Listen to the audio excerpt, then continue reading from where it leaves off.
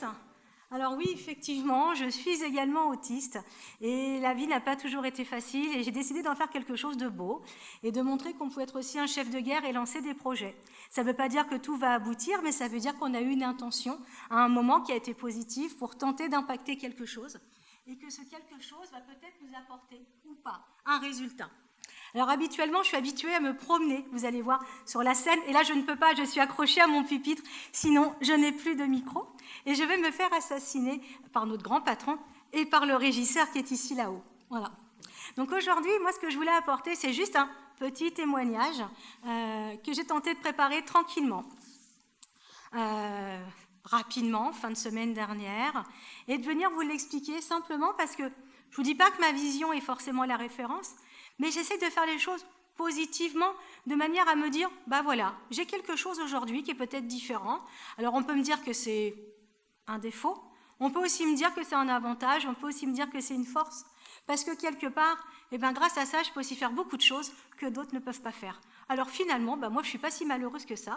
Et aujourd'hui, il y a un petit hommage, vous reconnaîtrez peut-être la réécriture ou le suivi d'une chanson, je vous le dirai à la fin, je pense que vous allez vite reconnaître. Mais pour moi aujourd'hui, je me dis que pour que nous cessions tous comme des fous que nous ne sommes pas, de jeter à la mer des bouteilles vides en espérant que le monde pourra lire à travers, soyons fiers de ce que nous sommes, soyons fiers de ce que nous bâtissons chaque jour avec notre différence, soyons fiers de ce que nous représentons, les racines et les ailes de l'humanité dont nous sommes partie prenante.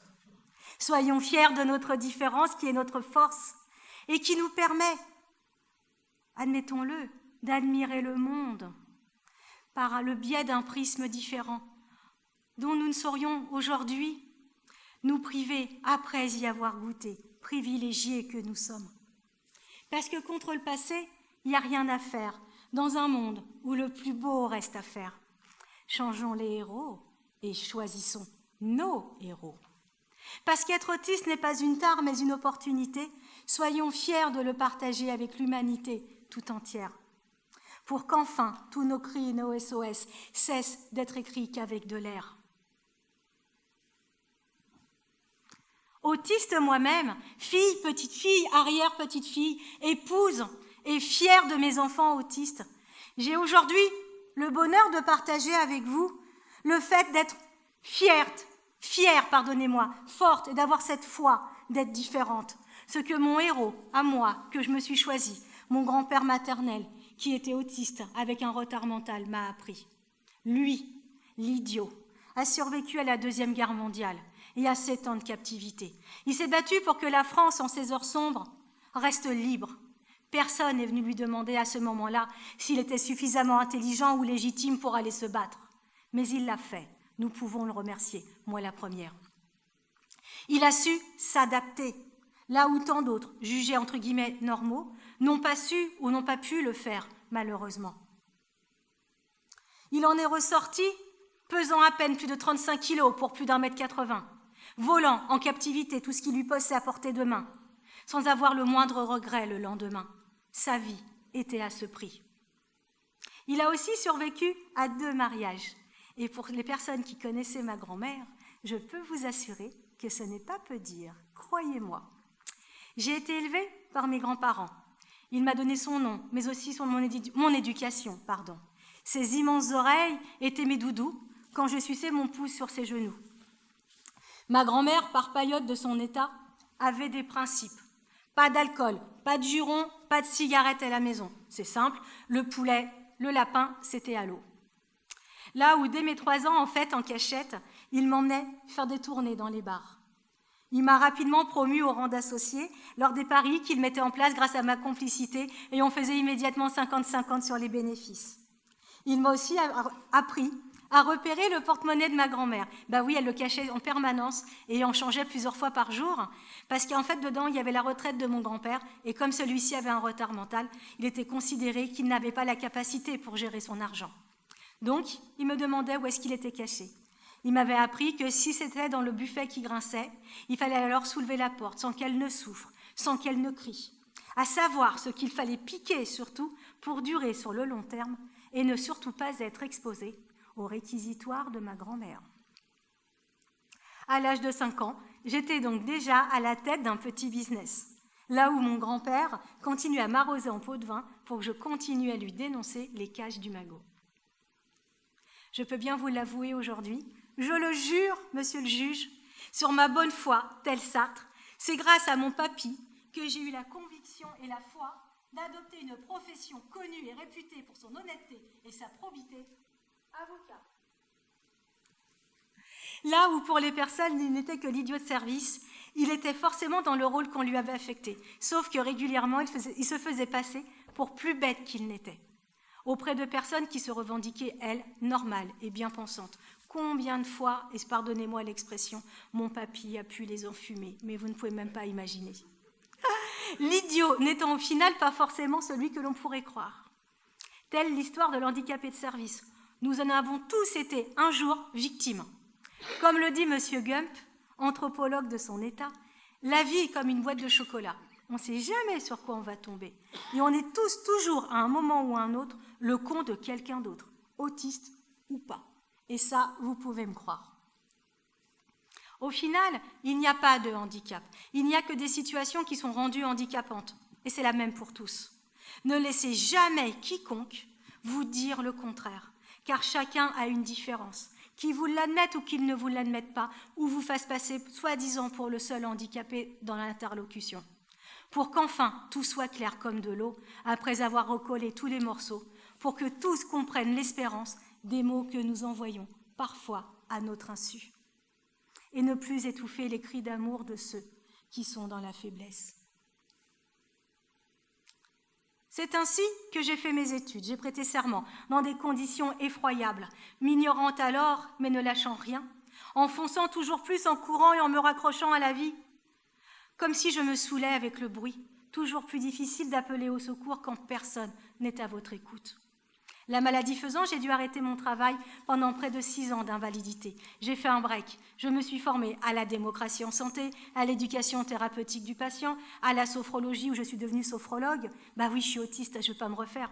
Mais aussi, j'ai pu monter des structures associatives afin de comprendre ce que les médecins ne comprenaient pas. Pourtant, c'était bien simple, il n'y avait rien à comprendre. Je suis devenue ce qu'on appelle une patiente dite experte. Je suis allée jusqu'en Inde, où j'ai pu y rencontrer des spécialistes réunis en symposium, le Rescue Hospital. Je vous assure, ce fut un choc. Le matériel est d'un autre temps, les années 50, c'est démuni. Mais alors les médecins, ils ont une approche du patient. Ils ont un état d'esprit qui est en avance. Si vous pouviez voir, la moralité est bien celle-ci. Il n'y a pas de handicap, mais uniquement des situations rendues handicapantes par des interlocuteurs. Alors, choisissez bien les vôtres. Grâce à cela, à cet état d'esprit, à ce qu'on m'a apporté, j'ai pu réouvrir mon cabinet. Mais cette fois-ci, j'ai tout réadapté. Hominum juris. Je suis devenue le premier cabinet en France, en droit des affaires, dédié aussi, outre le monde de l'entreprise, parce que ça en fait partie, au droit du handicap et à la santé mentale en entreprise. Parce qu'aujourd'hui, il y a un travail réel qui est à faire. Et là, en revanche, il y a des questions à se poser. Il y a des solutions à apporter. Et nous sommes tous la clé de cette solution. Ça m'a valu quelques récompenses. C'est donc bien qu'être autiste, ce n'est pas mon handicap, mais c'est ma force. Parce que moi, en tant qu'autiste, ça me rend plus forte, plus précise. Je peux voir des choses que d'autres personnes ne peuvent pas voir, qu'autrui ne pourra pas apercevoir. Ça me permet aussi de ressentir plus de choses, d'avoir une infinie palette à ma disposition, de voir au travers des personnes bien souvent ce qu'elles sont réellement. Et aujourd'hui, je le dis haut et fort, même quand j'exerce, je n'ai aucune honte à être autiste. Je n'ai pas à m'en cacher. Je l'assume ouvertement et j'indique à mes clients que lorsqu'ils gagnent un dossier avec mon aide, c'est grâce à l'intelligence autistique. Je n'y peux rien, je suis née ainsi. Et je ne vais pas m'en cacher, c'est mon avantage. Parce que finalement, vous, comme moi, vous aimeriez ressembler aux autres, parce que alors moi, pour moi, il n'y a rien de pire, je déteste. J'aime bien être le petit poil à gratter. J'aime bien être le petit mètre 50 autistique qui arrive en salle d'audience pour rappeler à une personne qu'elle ment et que dans la vie, on n'a pas besoin de mentir pour avoir gain de cause. J'aime bien être la personne qui vient rappeler certaines choses. Je donne pas de morale ni de leçon, mais en fait, nous pouvons tous nous entendre parfaitement, sans avoir besoin d'avoir une personne qui vienne nous attaquer gratuitement en face. Car ça ne sert à rien, c'est de la violence dispensée pour rien. Et nous, aujourd'hui, dans notre mode de fonctionnement, nous n'apporterons jamais ce type d'ambiguïté ou d'attitude. Alors oui, aujourd'hui, ce qui me permet de faire la différence, c'est mon travail, grâce à mon profil autistique. Je sais parfaitement aujourd'hui qui je suis et je reçois de tous. J'ai reçu de vous ce matin qui êtes venus me voir. Nous avons pu échanger, c'était sincère. Merci infiniment. Mais y compris de mes clients, car ma pratique est différente. La vie n'est qu'un éternel flux et reflux. Quand nous l'aurons compris, nous pourrons tous avancer dans la même direction. La morale est simple. Ne vous laissez jamais imposer par quiconque qui vous devez être et qui vous êtes. Vous êtes vous, et ça, c'est déjà important. Qui peut se le permettre aujourd'hui? Peu de personnes. Pour que nous cessions, enfin, comme des fous, que nous ne sommes pas, de jeter à la mer des bouteilles vides, en espérant que le monde pourra lire à travers. Soyons fiers de ce que nous sommes et de ce que nous bâtissons chaque jour. Soyons fiers de ce que nous représentons, les racines et les ailes de l'humanité dont nous sommes partie prenante. Soyons fiers de notre différence qui est notre force et nous permet d'admirer ce joli monde grâce à un prisme différent. Vous ne pourriez plus y renoncer après y avoir goûté. Privilégiés que nous sommes. Parce que contre le passé, il n'y a rien à faire. Dans un monde où le plus beau reste à faire, changeons les héros et choisissons enfin nos héros. Parce qu'être autiste n'est pas une tare, mais une opportunité. Soyons fiers de le partager avec l'humanité tout entière. Pour que nos messages pris dans leur vaisseau de verre n'aient plus à lutter et que les vagues ne les ramènent plus en pierre d'étoile contre les rochers. Soyons fiers d'être autistes aujourd'hui.